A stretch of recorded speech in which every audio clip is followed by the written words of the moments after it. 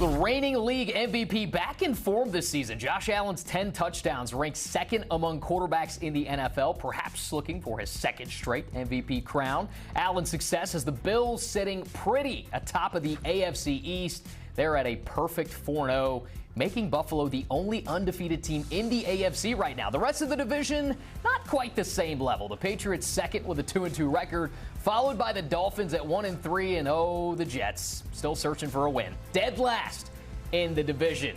Here to make sense of it all are NFL analysts Tyler Sullivan and JP Acosta. Fellas, I don't think it comes as a shock to anyone that the Bills are atop the AFC East as they look for their sixth straight division crown. They've got the number 2 offense in the league, a defense that ranks top 10, but there's always some room to improve, right? So starting with you, Tyler, what grade would you give the Bills through 4 games this season?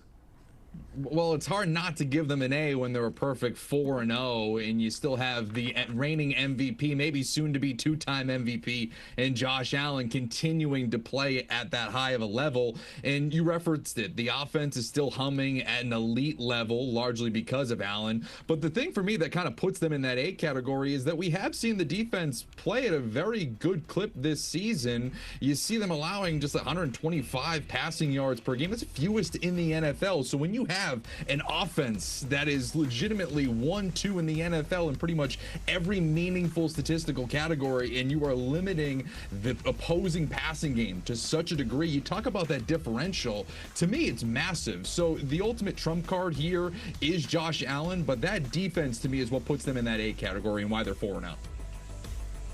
Yeah, Tyler, I'm right there with you. I'm giving them an A+.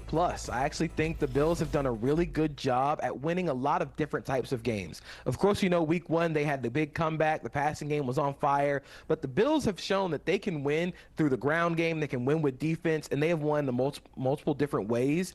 And the defense actually is still trying to get better, even without having Ed Oliver and Matt Milano. They've still had some guys coming back from injuries, so there's positive injury regression that's going to start coming back for the Bills. But I do think this offense is Super Bowl caliber. The quarterback is Super Bowl caliber. You've gotten so much improvement from Dalton Kincaid. That offensive line is still all firing on all cylinders. So it'd be hard to give them anything but an A+. No doubt you got to give a shout out to their run game as well, right? A lot of weapons there on that offense. Now, let's switch to the Patriots. They've got their sights on adding a blemish to the Bills' record this Sunday, and it helps when your quarterback is playing the way that a young Drake May is right now. He ranks top 5 in passer rating, top 10 in passing yards and touchdowns through the air. JP, starting with you this time, what's your grade for the Patriots? I'm actually giving the Patriots a B-. I think that the biggest thing going for them is that Drake May has looked incredible. I believe he's top 5 in EPA per play. He and Josh McDaniels have really started to blend together. And I actually think Josh McDaniels is doing a really good job of blending some of the old Patriots Tom Brady passing game with a little bit of the 2020 like Cam Newton era run game stuff that the Patriots were doing. And it's built an offense that's incredibly hard to game plan for. I think defensively, when they get a lead, they can turn up their pass rush. Milton Williams has been everything that they've asked for when it comes to pass rush. Harold Landry's played well. Kayvon Chaison's played well. I think I just want to see them be a little more productive on the ground against teams that aren't the Carolina Panthers. And honestly, you're looking at a team that might be 3-1 if they didn't fumble the ball 5 times against Pittsburgh. So it's just some of the situational stuff from a very young team that I want to see them improve on. But until then, I give them a B-. Yeah, we're pretty much in sync on this. I gave them a B, but certainly could give them a B- as well. There've just been winnable games here. You talk about that 5-turnover game against the Pittsburgh Steelers. That was a 1-possession loss for them, and you turn the ball over 5 times. So there is room here for this team to grow, and I believe that they will. You got to remember, too, just last week they welcomed back Christian Gonzalez, arguably their best player on the entire roster, an all-pro corner for them. So he is only going to improve this defense. I think their run defense has been particularly well. We'll see what happens with Milton Williams. He's questionable this week, but he's been a huge offseason addition for them alongside Christian Barmore. But the thing here is the success or failure of the New England Patriots in 2025 and beyond is going to surround Drake May. And so far, we are seeing a young quarterback take that year 2 leap. You saw the completion percentage. It's literally remarkable at 74%. His passer rating is up in the hundreds. So overall, you're seeing what you want to see from Drake May, kind of taking the those steps forward. They're not in the range of contending with Buffalo right now. We'll see what happens this Sunday. But really, the success of this team is whether or not you feel good about where this trajectory is going, where you haven't been able to feel good about it over the last few years. Coming out of the first month, you do see that arrow pointing in the right direction. No doubt, some hope for Patriots fans for the first time since Tom Brady that things are looking up in that category. Now, things have started out less than ideal down in Miami. Despite a win over the Jets on Monday, there's little to be excited about, especially with the loss of star wideout Tyreek Hill. Tyler, maybe you feel differently. How would you grade the Dolphins so far? Dolphins begins with what letter? It begins with D, and that's what I'm giving them here. I just haven't been that excited about the Miami Dolphins. Coming into the year, I think they were the most deflating team, or one of them in the NFL, because I think we all looked at them and said, man, this organization feels like it's at an inflection point, and either they're going to rally around Mike McDaniel, who has one of the hottest seats in the NFL at the moment, or they're going to crater, and it just feels like a team that's cratering. Yes, they showed some gumption against the Buffalo Bills a couple of weeks ago. They were able to get their first win against the against the New York Jets last week, but I'm not that impressed by beating the New York Jets. So you'll see my grade in a moment for the New York Jets. So it's not something that I'm super excited about. And now we're talking about Tua Tagovailoa, who his statistical numbers are poor as it was during his rookie season. Now he's going to go forward without Tyreek Hill for the season. And I just wonder where this team is going to go. So it's a credit to them that they were able to get a win, finally get into that column. But overall, it's been a disappointing season. Maybe I'm just being a little too nice to the Dolphins. I gave them a C largely because this is what you kind of expected from Miami this season. You kind of thought going in that this offense had the potential to really light teams up, but also the defense really was going to struggle, and that's what we've seen so far this season. I do commend their ability to rally. They played Buffalo tough, especially in a game where, we've seen a lot of teams quit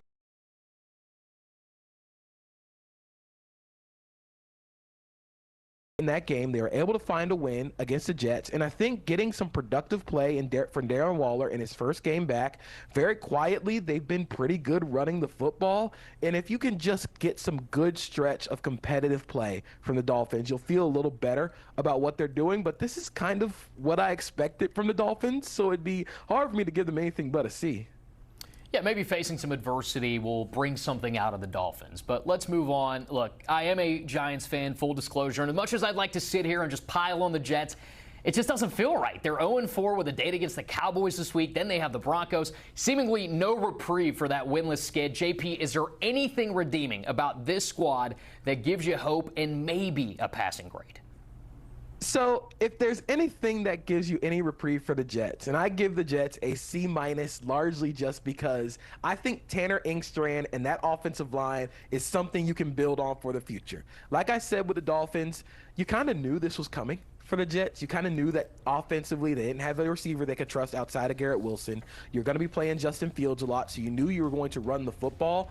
And honestly, the offense hasn't been the issue for the Jets. It's been a defense that is 30th in EPA per play. They are 30th in EPA per pass, and that is supposed to be Aaron Glenn's side of the ball. Namely, he is not calling the defense. That is Steve Wilks. But I do wonder if this is a scenario where Aaron Glenn takes back the reins of the defense, because they just haven't been able to not give up explosives on defense. So I just worry about the sustainability of that side of the ball. But offensively, you kind of knew this was happening, and I've been really impressed with their offensive line play. So I'll give them a C-, but things could spiral quickly. Took the words right out of my mouth in terms of the defensive side being the biggest concern, and it's why I give them an F, because we knew that the passing game was going to be limited. With Justin Fields, he's still developing as a passer. We don't know if he'll ever get to the point where you feel good about him dropping back 25 times a game, but he is able to make plays with his legs. You saw that last week with that long touchdown run. But it's kind of been as expected on the offensive side of the ball, specifically with Justin Fields. The big concern for me, and JP has said it, was the defense. This is supposed to be the calling card of hiring a defensive-minded head coach in Aaron Glenn, that if anything, he was going to take this defense, which is extremely talented, and take it to that next level. One of the things you referenced a bunch of advanced analytics. I'll give you one that's not so advanced. Zero turnovers this team has created this season thus far, which is simply malpractice if you're talking about an organization, a team that has spent so much draft capital, spent so much money signing Sauce Gardner to a high contract extension this offseason. The fact that you haven't been able to generate any turnovers whatsoever through the first month, to me, is a big red flag, and maybe it does take Aaron Glenn to take over defensive play calling duties for the tide to change. Yeah, they just need something to inject some kind of energy, something into that defense. Guys, it's always a pleasure. Thank you for your time. And we're taking ahead at the AFC East games, taking a look. That is this Sunday. There you see it. The Dolphins traveling to Carolina to face the Panthers. The Jets hosting the Cowboys, a tall task. And as we mentioned, the Patriots face